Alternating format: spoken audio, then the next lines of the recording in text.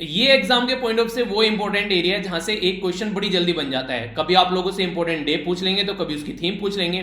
तो यहां पर बड़ी ही जल्दी से हम लोग एक ओवरव्यू लेंगे पूरे महीने के अंदर अप्रैल के क्या क्या इंपॉर्टेंट डे रहे हैं और क्या क्या थीम रही है, और इसको आप लोग एक बार रिवाइज भी कर लीजिएगा ताकि एग्जाम में जब बैठे तो आप लोग को याद हो जाए। तो काफी इंपॉर्टेंट है, एक जल्दी से एक नजर डालेंगे इसके ऊपर। बात की जा रही है प्रिवेंशन ऑफ ब्लाइंडनेस वीक के बारे में।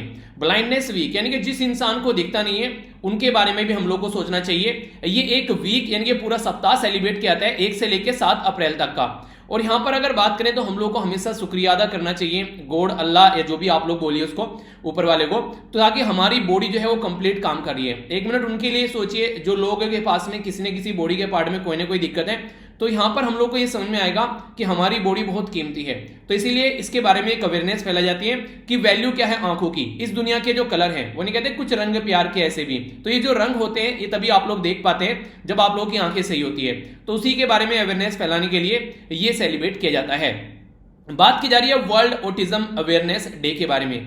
तो ये 2 अप्रैल को सेलिब्रेट यहां पर किया जाता है, और जो इसकी थीम है ये बात की जा रही है यहां पर कि इंक्लूजन करना है उन लोगों के लिए, खासकर जो कि ऑटिज्म का शिकार है। चैलेंज क्या है उनके सामने और क्या क्या अपॉर्चुनिटीज हो सकती है पोस्ट पेंडेमिक वर्ल्ड, यानी कोविड-19 के बाद में उनके सामने क्या क्या चैलेंजेस हैं और क्या क्या अपॉर्चुनिटी हम लोगों को देनी है ताकि उनको भी हम लोग इंक्लूड करके चल सकें।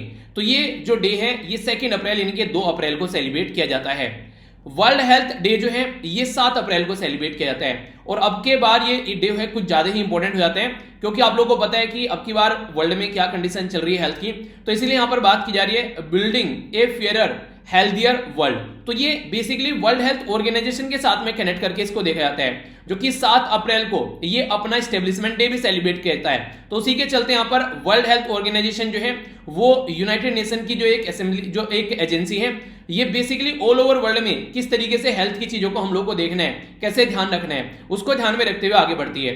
तो यूएन सस्टेनेबल डेवलपमेंट जो ग्रुप है उसका ये पार्ट है, और ये एक रिपोर्ट भी प्रस्तुत करता है। ये याद रखिएगा, डायरेक्ट क्वेश्चन बन जाता है, वर्ल्ड हेल्थ रिपोर्ट जिसको बोलते हैं। और इंडिया के अंदर भी आप लोग को जो साउथ ईस्ट एशिया है इसका हेडक्वार्टर देखने को मिल जाता है। ऑल ओवर वर्ल्ड में टोटल 6, एक इंडिया के अंदर भी है जिसके बारे में आप लोगों को पता होना चाहिए। ओके, बात की जा रही है वर्ल्ड होम्योपैथी डे के बारे में। 10 अप्रैल को सेलिब्रेट किया जाता है, और होम्योपैथी एंड इन्वायरमेंट यानी कि होम्योपैथी भी और इन्वायरमेंट भी साथ साथ में है।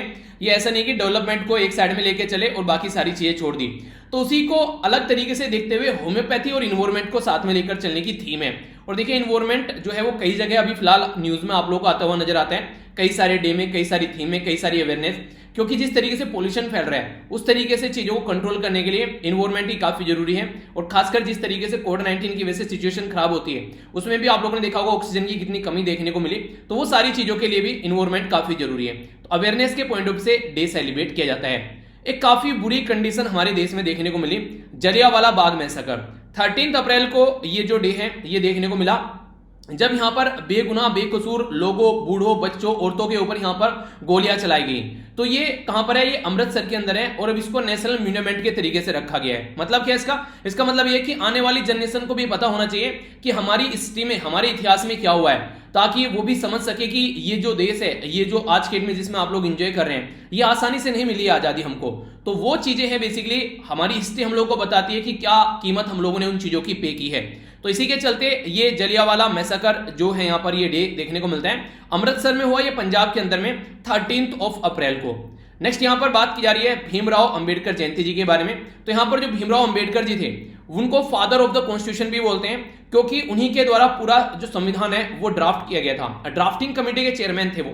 बाकी अगर बात करें तो हमारी सोसाइटी में इक्वलिटी यानी कि किस तरीके से हम लोग को जो एक तरीके से नहीं कि ऊंची कास्ट है और नीची कास्ट है उसमें डिफरेंस खत्म कर रहे हैं, तो इसी के चलते इसके ऊपर भी ये फोकस देते थे, इक्वलिटी को काफी ज्यादा सपोर्ट करते थे, सिविल राइट एक एक्टिविस्ट थे। तो ये जो इन्हीं के बर्थडे से रिलेटेड यहां पर ये बेसिकली बात की जा रही है। तो 14 अप्रैल आप लोग याद रखना, तो 1891 में इनका जन्म हुआ था। ठीक है, चलिए एक छोटा सा क्वेश्चन आप लोगों से पूछता हूं, इनका जन्म कहां पर हुआ था, ये आप लोग लोकेशन का नाम बताइए। नेक्स्ट बात की जा रही है वर्ल्ड हेमोफीलिया डे के बारे में। 17 अप्रैल को ये डे सेलिब्रेट किया जाता है। थीम क्या है, अडेप्टिंग टू चेंज, यानी कि चेंज को अडेप्ट करना चाहिए। आप लोगों ने सुना होगा ना कई बार आप लोगों ने कि रुका हो तो पानी भी सड़ जाता है, तो प्रवाह के हिसाब से चीजों को चेंज होते रहना चाहिए। तो अडेप्टिंग टू चेंज यहां पर sustaining care in the new world. New world क्यों बोला, क्योंकि कोविड-19 के बाद में जो चेंज होने वाला है वो सब कुछ चेंज करेगा। पढ़ने का तरीका, लोगों के रहने का तरीका। पहले एक टाइम ऐसा हुआ करता था कि लोग फल फ्रूट्स लेने जाते थे तो ऐसा लगता था कि घर में कोई बीमार है, फल फ्रूट्स लेके आ रहा है उसके लिए, ठीक है। आज की डेट में ये एक रूटीन का पार्ट बन चुका है। मास्क किसी ने लगा लिया अगर, तो एक अलग ही था कि अच्छा, जैसे चश्मा लगा ले तो कि अच्छा आंखें में कुछ गड़बड़ हो रखी होगी, ठीक है। मास्क लगा ले तो पता नहीं क्या कुछ प्रॉब्लम होगी, ठीक है। लेकिन आज की डेट में एक नया रूटीन बन गया। घर से निकलते हुए लोग अपना मोबाइल देखते थे, आज की डेट में हैंड सैनिटाइजर और इसी के साथ में मास्क जो है वो भी लेकर चलते हैं। तो एक नए वर्ल्ड की शुरुआत हो रही है। World heritage day, international day for monument and site, 18 अप्रैल को ये डे आप लोगों को देखने को मिलता है। कॉम्प्लेक्स पास्ट और डाइवर्स फ्यूचर, इसके ऊपर फोकस देकर चलता है। देखिए पास्ट में हम लोगों ने क्या क्या चीजें सीखी हैं, एक तो उसके बारे में अवेयरनेस फैलाता है, क्योंकि पास्ट जो है वो इतना कॉम्प्लेक्सिटी से भरा हुआ है कि जब आप लोग उसको समझोगे तभी एक डाइवर्स फ्यूचर को आप लोग आगे लेकर चल पाओगे। तो ये भी एक इंपॉर्टेंट डे आप लोग बोल सकते हैं, जिसके बारे में आप लोग आइडिया रख सकते हैं। आगे चलते हैं, इसके बारे में तो आप लोग बेसिकली जानते ही होंगे, नेशनल सिविल सर्विसेज डे। तो नेशनल सिविल सर्विस जो डे है यहाँ पर, ये 21 अप्रैल को सेलिब्रेट किया जाता है। इसका बेसिक पर्पज क्या है? इसका बेसिक पर्पज है कि एक तरीके से रीडायरेक्ट करना और फिर से रिकमिट करना अपने आप को लोगों की हेल्प करने के लिए, लोगों के कोच के लिए। नाम ही है यहाँ पर सिविल सर्वेंट, ठीक है, यानी कि जनता के नौकर। तो आप लोगों ने सुना होगा कई बार ये शब्द। इसका मतलब ये होता है कि जनता की फायदे के लिए, सोसाइटी के वेलफेयर के लिए हम लोग क्या कर सकते हैं। तो वो डे जो है ये इसी भावना को लोगों के अंदर जागृत करने के लिए ये डे सेलिब्रेट करते हैं, ठीक है। तो इंपॉर्टेंट है, इसको तो बल्कि लिखाकर आप लोग अपने रूम में चिपका लीजिए जो भी सिविल सर्विसेज की तैयारी करें। आगे बात करते हैं यहाँ पर वर्ल्ड अर्थ डे, ये 22 अप्रैल को सेलिब्रेट किया जाता है। अब की बार काफी इंपॉर्टेंट हो जाते हैं जो हेल्थ के बारे में, एनवायरमेंट के बारे में जो भी डे हैं, तो उनके ऊपर थोड़ा ज्यादा फोकस दीजिएगा। जो थीम है यहाँ पर, together we can restore our earth, यानी कि सब मिलकर हम लोग अपनी अर्थ को रिस्टोर कर सकते हैं। जिस तरीके से टेम्परेचर बढ़ रहा है अर्थ के ऊपर, उसको हम लोग कंट्रोल कर सकते हैं। हम जो हरकतें कर रहे हैं इंसान, उसको रोककर इस अर्थ को हम लोग आने वाली जनरेशन के लिए रहने लायक बना सकते हैं। और आप लोगों ने देखा होगा सस्टेनेबल डेवलपमेंट गोल में भी इनके ऊपर फोकस दिया जाता है।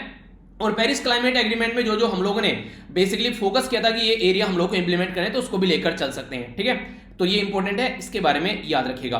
बात करते हैं world book and copyright day. इसको आप लोग वर्ल्ड बुक डे के नाम से भी जानते हैं, इंटरनेशनल डे ऑफ बुक्स के नाम से भी जानते हैं। तो international day of book, world book day, world book and copyright day.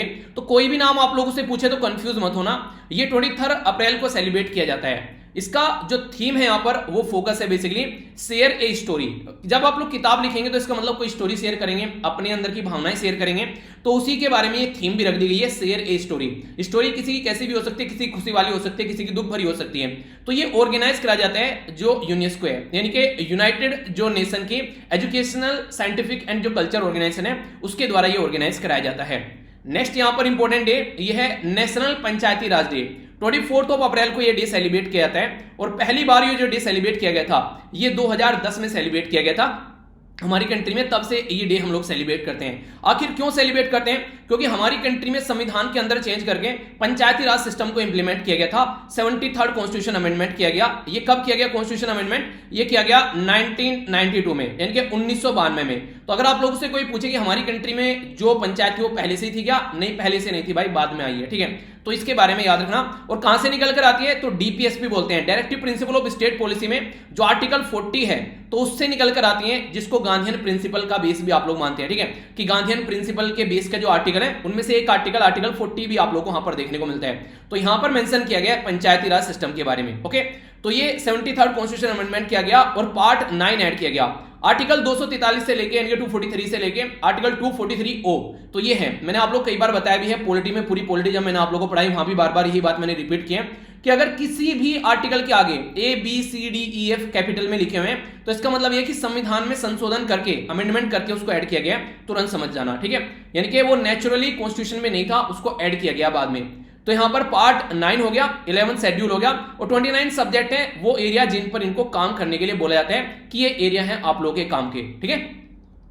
बात करते हैं यहां पर वर्ल्ड मलेरिया डे के बारे में। तो 25 जो अप्रैल है तो उसको ये वर्ल्ड मलेरिया डे है, सेलिब्रेट किया जाता है। थीम है यहां पर कि एक तरीके से reaching the zero malaria target, यानी कि जो मलेरिया का टारगेट है उसको जीरो पर हम लोग को बेसिकली लेकर आना है। तो ये इसकी थीम है, तो काफी इंपॉर्टेंट है, एक अच्छा टारगेट है यहां पर, तो इसको याद रखिएगा।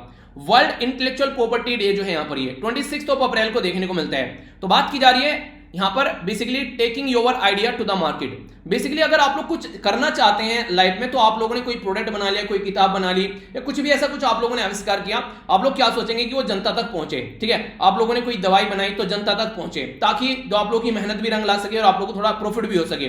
तो उसी के चलते बात की जा रही है कि इसको आइडिया को मार्केट तक लेकर जाओ। तो ये अब की बार की थीम है यहाँ पर इसकी, इस पर्टिकुलर डे की। ठीक है, तो इंपॉर्टेंट है, याद रखिएगा। ये भी काफी इंपॉर्टेंट है, world day for safety and the health at work. ठीक है, जो वर्क पर कोई काम कर रहे हैं किसी भी तरीके से, चाहे आप लोग किसी ऑफिस में कहीं पर आप लोग ड्यूटी कर रहे हैं किसी भी तरीके से, तो उनकी सेफ्टी के बारे में बात करने की बात की जा रही है। तो 28 अप्रैल को ये डे सेलिब्रेट किया जाता है।